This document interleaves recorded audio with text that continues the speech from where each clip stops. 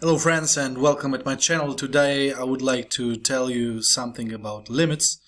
This is a kind of preparation for deeper understanding of derivative and integration later on. We just start easily with the basic idea, and well, I'm not going to give you the idea at the university level, which concludes epsilon and delta and kind of more complicated stuff. Let us try to understand it today intuitively, and then we will see few lectures later. I think I'll give the precise mathematical definition like it's written in every university book. But now let us assume if you write limit, let's say limit of x squared. Normally you write just lim, right? So normally you write lim of x squared, and x is running towards 3. So that means if I have no trouble in putting 4x3, I always do it.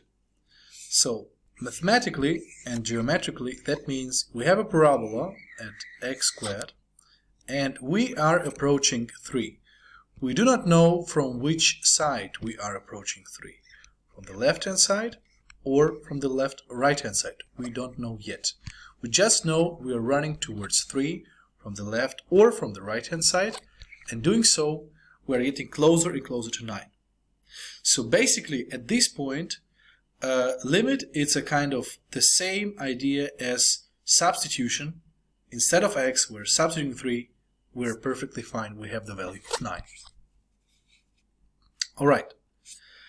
You may think if that would be it, there would be no point of defining limits, because we would just basically could normally substitute the values and that would be it. You're right.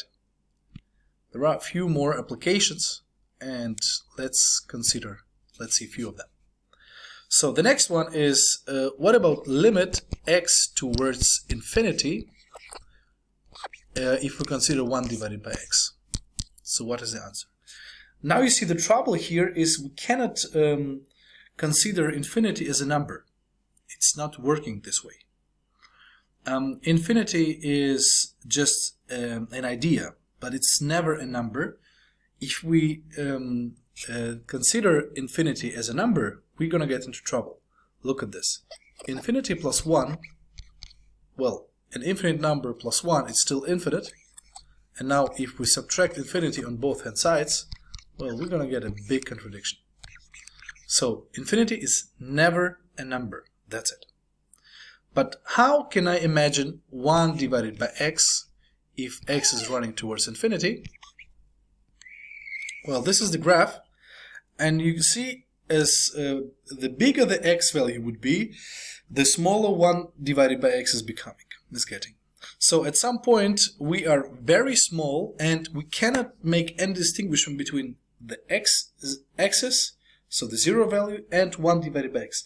They are so close to each other there is no difference. And in this case we say they're equal. But you say, well,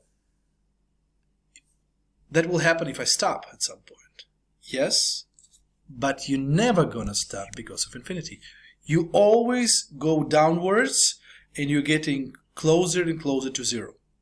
So this is just an abstract idea of getting to infinity. Infinity is kind of hard to swallow for us, for the humankind, because we always work in finite world, and now something is infinite. Infinite love, infinite passion, infinite knowledge. We don't know infinite struggle. This is how I feel sometimes about mathematics. So x towards infinity in this case means we are getting closer to 0. And the finite value of the limit in this case would be 0 itself. Alright? So we cannot substitute here, but we are thinking about the limit and we're getting the conclusion. Sometimes it's not even possible to compute the limit. If we consider the value of 1 divided by x, if x is running towards 0, we have a trouble again. The right hand side and the left hand side, well, you see, if we're approaching 0 from the right hand side, we're going to plus infinity. If we're approaching 0 from the left hand side, we're approaching the minus infinity. So there is no result. This limit simply does not exist.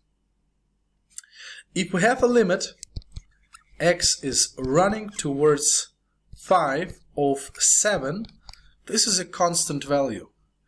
The constant value never changes, it's independent considering 5, so it remains 7.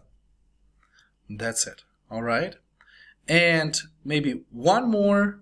Once again, I'm not claiming this is the university stuff definition. We're gonna do it later on, don't worry about that, but I just want to give you the main idea. This is the so-called factor rule of the limits. Factor rule. And that tells us, for example, if you have a limit which is already existing, x towards 3 of, let's say, 7x squared. If I plug in the value 3, I'm going to get 9 times 7. It's going to be 63, but I also can take 7 out. And 7 times the limit x towards 3 of x squared, well, that would be 7 times 9, which is 63 again. So in both cases I'm going to get the same result. Okay, these are some basic ideas about the limits, and with those ideas, next time we're going to compute some derivatives. I think I'll do maybe 5 or 7 different examples, and then we're going to prove some basic rules. Alright? Thanks for watching me. Have a good night. See you guys. Bye bye.